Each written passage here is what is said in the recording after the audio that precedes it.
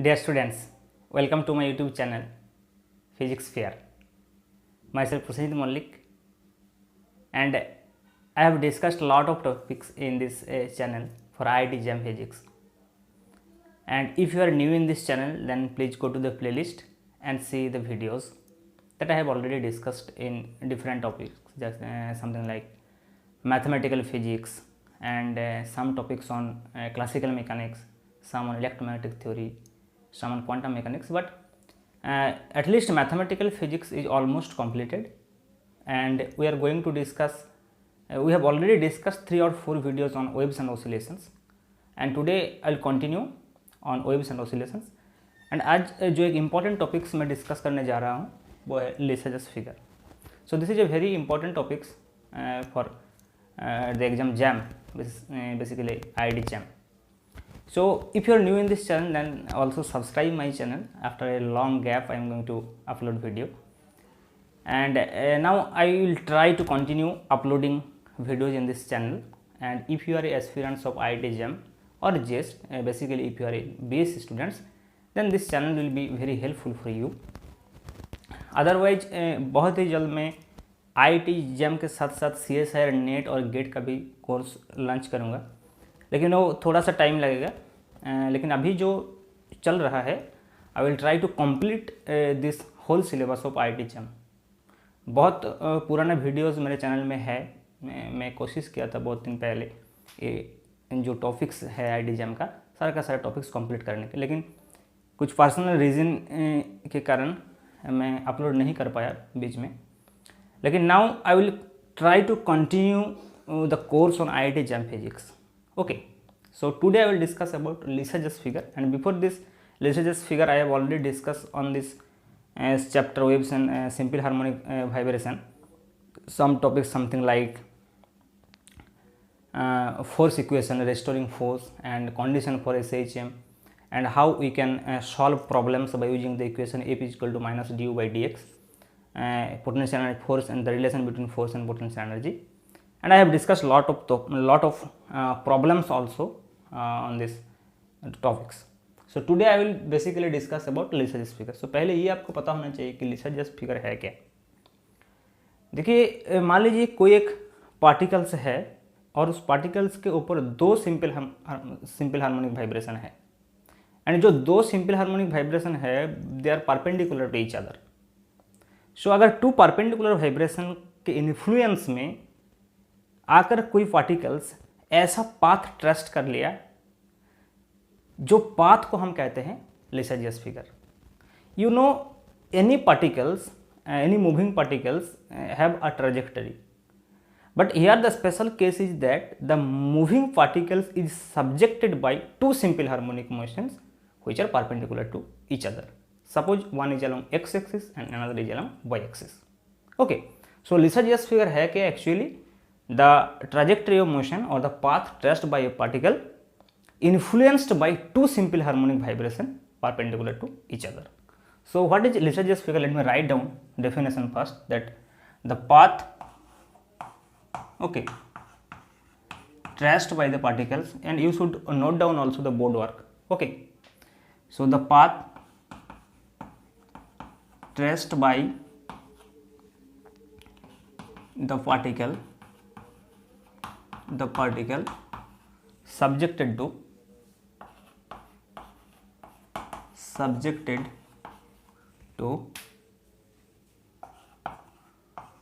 two simple harmonic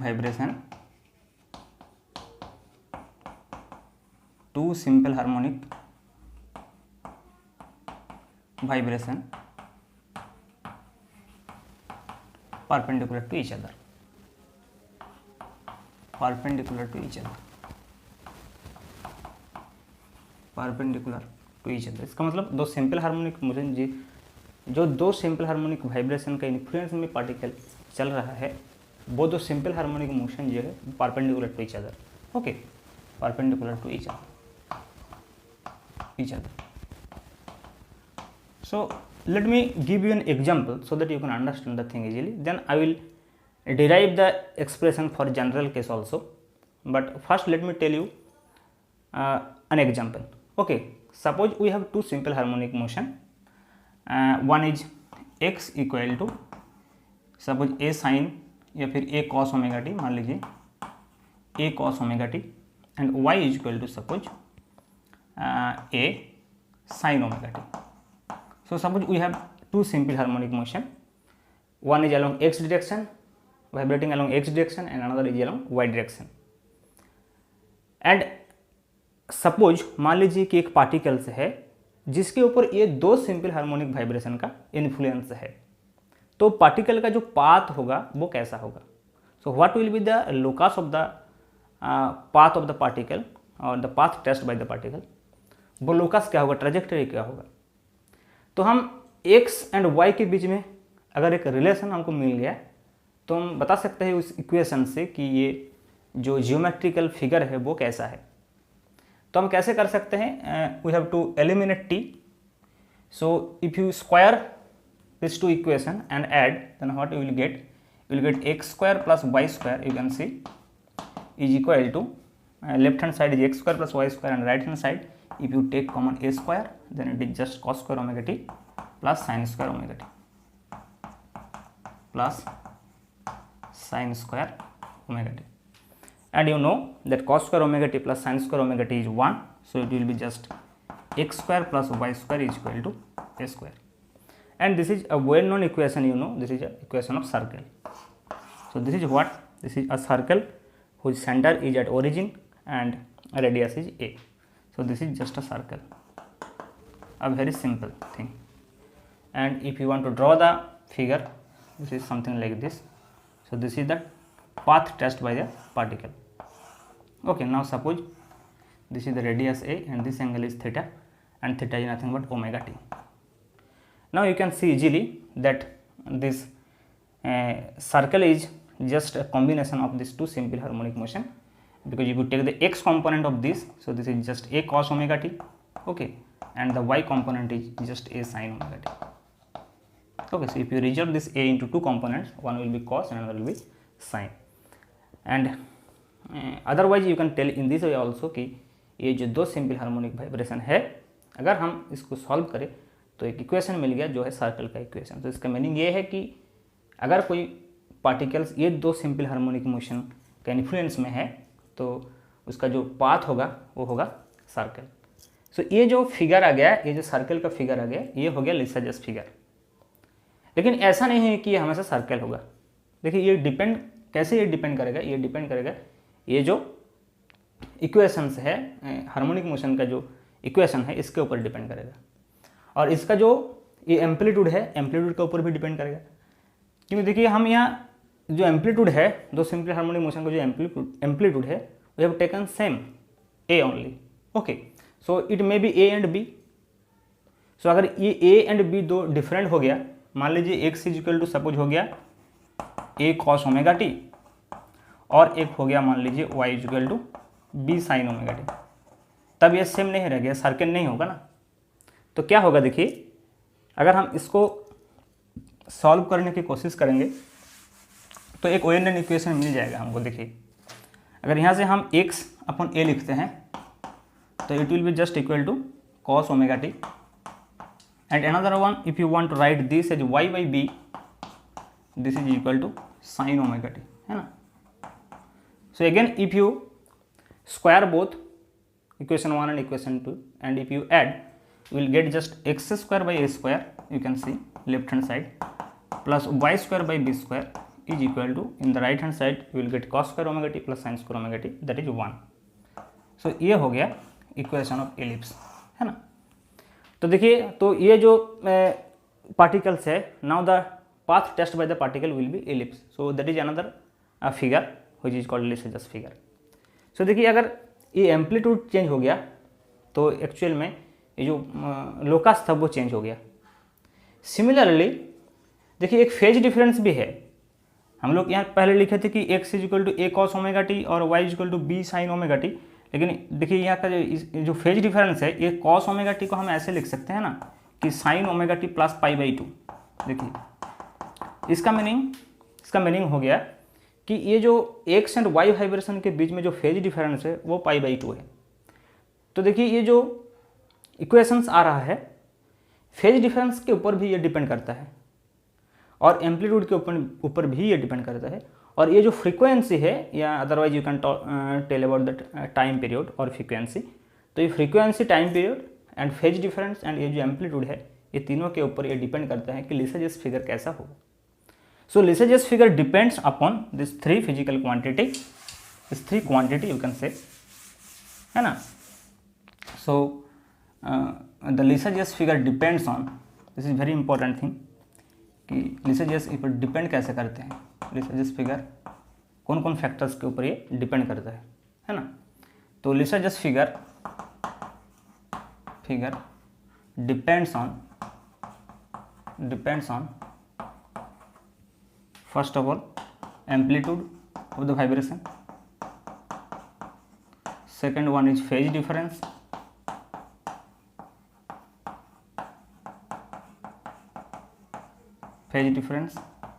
and third one is what, frequency or time period, you can write frequency or you can write time period, ये दोनों के ऊपर भी ये depend करता है।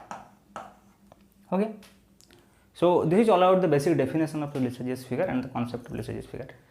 Now we can discuss more generally कि एक जनरल इक्वेशन आ जाएगा लिसाजेस फिगर का। अगर हम ऐसे कोई एक्स एंड वाई वाइब्रेशन ले लिया, जो दो जनरल इक्वेशन, पर दो जनरल इक्वेशन से हम एक मतलब इक्वेशन हम डिराइव कर सकते हैं।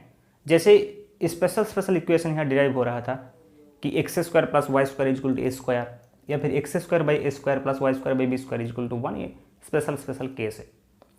लेकिन we are going to try to derive a general equation from where if we change these three different जो depending factor है, amplitude, phase difference and frequency, then we will get different Lisage's figure. So let us try to derive that general result. Okay, and for that purpose we have to take two equations also, equation of x and y vibration, but we will restrict ourselves that the frequency of the two vibration is same. So let us first write the equation for which frequency of both the vibration is same. So we will discuss on that factor. Frequency को हम constant रखेंगे और जो amplitude है and phase difference है वो different हम change करके देखेंगे कि लिसाजेस फिगर कैसा आएगा। फिर नेक्स्ट टॉपिक्स में हम डिस्कस करेंगे ये जो फ्रीक्वेंसी रेशियो है, अगर ये चेंज कर दिया कोई स्पेशल में, जैसे कि 2:1 मोर पॉपुलर है, तो वो हम डिस्कस करेंगे कि एक का फ्रीक्वेंसी अगर 2 ओमेगा हो गया, दूसरे का हो गया ओमेगा। लेकिन अभी इस टॉपिक्स में we are going to discuss about that's kinds of vibrations which have same frequency और सेम टाइम पीरियड। जैसे कि अगर एक हो गया साइन ओमेगा टी तो दूसरा हो गया cos omega t, but both have omega, not 2 omega और 3 omega. Okay, so frequency are same, frequency of two vibrations are same, two vibrations are same. So now let us derive that result. Okay, so suppose let us take a vibration, x vibration, that is x equal to a sin omega t plus phi ले लिया suppose, and phi is the phase difference and y is equal to ले लिया कि b sin omega t। ये दो equation है, एक है एक्स वाइब्रेशन और दूसरा है वाई वाइब्रेशन। और देखिए इसका जो एम्पलीट्यूड है, एक का हो गया ए, दूसरे का हो गया बी, एंड फ्रीक्वेंसी सेम है। ओके, तो we have to eliminate t, so we want to derive an expression with x y and a b. Okay, so what we can do, so first from here you can see from equation 2 we can write that y upon b is nothing but sin omega t. Let me write here in this section. Okay, so we will use this space for the calculation, more calculation. So y by b you can write here is sin omega t. So what is cos omega t? Cos omega t will be root over of 1 minus sin square omega t obviously. So cos omega t हो जाएगा square root of 1 minus y square upon b square. Okay, and we will use this result in equation 1. Now what we will do, we will just open this sin omega t plus five, इसको हम open करते हैं जैसे कि sine a plus b का formula होते हैं. So x is equal to क्या है, देखिए a sine omega t plus five. Now if you open this, so it will be sine a cos b plus cos a sine b. So it will be a sine omega T, है ना, into हो जाएगा cos five. हम एक काम करते हैं, ए को इधर ले आते हैं तो ये थोड़ा इजी हो जाएगा, है ना. सो हम ऐसे लिखते हैं x upon a, so it will be better. So from equation 1 we can write, देखिए x upon a is equal to just sine omega t plus five. तो ये जो हो गया, देखिए साइन ए कॉस बी मतलब sine omega t cos five plus हो जाएगा cos omega T and sine five. Very simple. Now let us try to substitute sin omega t and cos omega t from here. So sin omega t is nothing but y upon b into cos phi plus cos omega t is square root of 1 minus y square by b square into sin phi. Okay, so this is x upon a. Now let us rearrange this y by b cos phi. Let me take in left hand side. So x by a minus y by b into cos five is equal to, ये होगा square root of 1 minus y square by b square into sine five. लेकिन हम इसको square कर देते हैं, सो ये भी स्क्वायर हो जाएगा. So it will be just 1 minus y square by b square into sine square five. देखिए एक स्टेम जंप कर दिया and you can understand very easily कि अगर y by b cos five हम इधर ले आए तो ये इसका जो स्क्वायर हो गया दैट इज इक्वल टू ये रहेगा. लेकिन इसका अगर स्क्वायर हो गया तो ये रूट जो है ये हट जाएगा, तो ये हो जाएगा 1 minus y square by b square into sine square five. Now if you again open this a minus b whole square, so it will be square plus b square minus 2ab, you know. So it will be just x square upon y square plus ये हो जाएगा y square upon b square into cos square five minus 2xy ab into cos square 5, sorry cos 5 2ab, and that is equal to this 1 minus y square by b square into sin square 5. Now you can see this y square upon b square cos square 5 and here y square by b square into sin square 5. If you take this left hand side, so ये दोनों add हो जाएगा and if you take common y square by b square, it will be in bracket cos square 5 plus sin square 5, which is 1. So you can easily write that this is y square by b square just because this is y square by b square into cos square 5 plus sin square 5. So it will be just, we can write कि x square plus y square plus y square by b square, ये हो गया, ये term लिख दिया इधर इसके साथ, and that is equal to minus 2xy ab cos 5 equal to 1 नहीं, सॉरी ये तो 1 minus y square b square into sine square 5 था, तो ये भी हो जाएगा ना साइन स्क्वायर 5 मल्टीप्लाई विथ 1, है ना. सो ये हो जाएगा साइन स्क्वायर 5. देखिए ये जो इक्वेशन आ गया, this is equation of ellipse, but this is an equation of oblique ellipse and this is the general equation actually, but this is actually the equation of oblique ellipse, equation of oblique ellipse. और ये ellipse जो है, ये oblique ellipse जो है, इसका जो semi major axis and the major axis and minor axis जो है वो 2a एंड 2b होगा.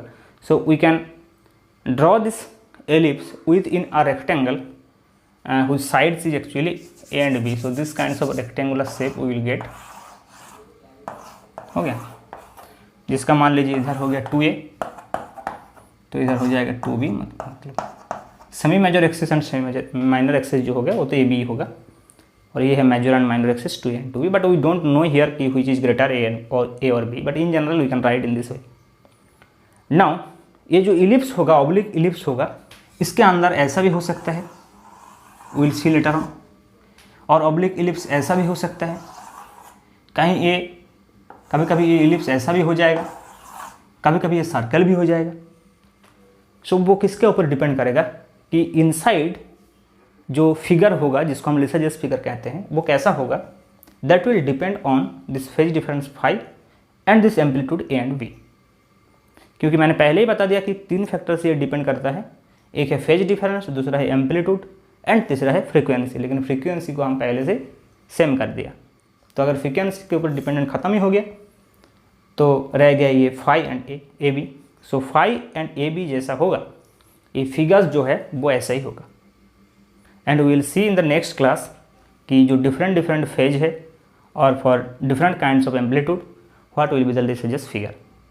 And also I am interested to discuss with you not only the mathematically but graphically. I will show you how we can draw Lissajous figure, but we will discuss in the next class. Okay, thank you.